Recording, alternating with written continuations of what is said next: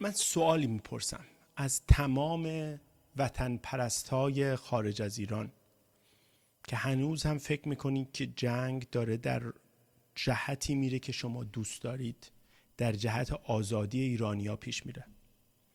نظرتون چیه در مورد ترامپ وقتی برمیگرده میگه که اگه تنگه هرمز رو ببندید من ایران رو با خاک یکسان میکنم، من ایران رو از صحنه روزگار حذف میکنم، من طوری ایران رو میزنم که هیچ وقت نتونید شما دیگه یک ملت رو تشکیل بدید؟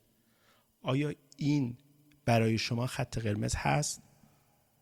آیا به هر قیمتی شما فکر میکنید باید ایران بپردازه الان برای رفتن جمهوری اسلامی؟ حتی اگه ایران رو شبیه غزه کنه، چون چیزی که ترامپ گفته خیلی خیلی خیلی واضحه. با اوکی اینا همه به نظر شما زیر ساختن که ایران رو طوری، میدونید چجوری میشه ایران رو طوری زد که دیگه نشه ملت بشه؟ ایده‌ای دارید؟ چجوری میشه ایران رو نابود کرد طوری که چجوری میشه این دشمن ایران رو نابود کنه که دیگه ایران سرزمینی نباشه، یعنی ایرانی وجود نداشته باشه که توش دیگه امیدی وجود داشته باشه. ما تا وقتی که این ایران رو داریم امید داریم، امید ساخته شدن، امید آزاد شدن، امید این که یک روزی جمهوری اسلامی 10% از ایرانی ها، 15% از ایرانی ها به 85% بقیه زور نگن، به بردگی نکشنشون. امید یک روز آزادی و ما موقعی خواهیم داشت که ایرانی وجود داشته باشه.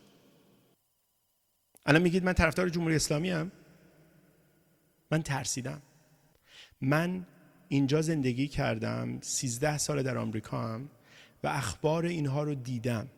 این جماعتی که شما دورش دارید میچرخید، این جماعتی هستند که دستشون به خون خیلی ها آلوده است. با خاک یکسان نشدن ایران مهمه.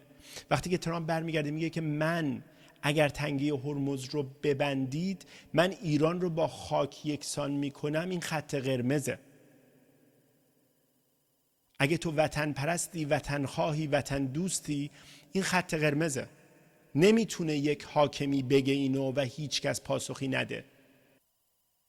از جناب شاهزاده بخواید که پاشه بگه آقای ترامپ ما تا اینجا پشت این جنگیم، اگه قرار باشه ایران از صحنه روزگار حذف بشه ما نمیخوایم. ایرانی هن اینا، این میراث 3000 ساله است. جمهوری اسلامی یه دوره‌ای میخواد تو اینجا باشه، ما اینو نمیتونیم از بین ببریم. این یه چیزیه، اگه از بین ببریم ایرانی، خیلی ایرانی میمیره، آواره میشه، تهران زیبای ما خالی میشه، ایرانی میمیره، تعداد زیادی ایرانی میمیرن. اگر میگه که من میخوام ایرانی یه کاری کنم که دیگه ملت نشید، این اینفراستراکچر نیست، این زیرساخت نیست. یکم بهش فکر کنید.